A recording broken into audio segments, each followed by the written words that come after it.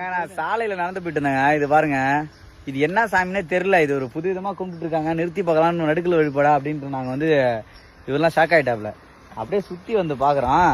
நீங்களே பாருங்க என்ன இது மக்களே. எனக்கு இதுக்கு ஏன்னா விளக்கெல்லாம் வச்சிருக்காங்க. எங்க பாருங்க, இந்த சாமிக்கு வந்து ஒரு பேர் வைக்கலாம் அப்படின்னா என்ன பேர் வைக்கலாம் அப்படிங்கறத வந்து கமெண்ட்ல போடுங்க. நாங்க வந்து கல்ல மண்ணு வைக்க போறோம். நீங்க என்ன பேர் வைப்பீங்க? ஆமா, கிலோமீட்டர் சாமி.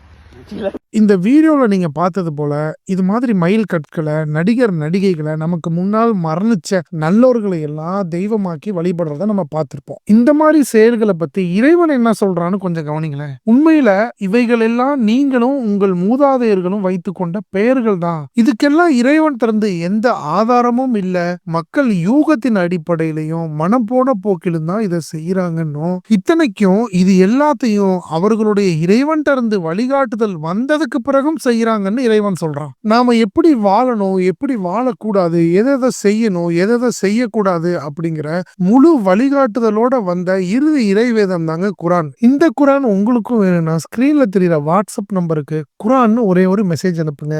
நன்றி.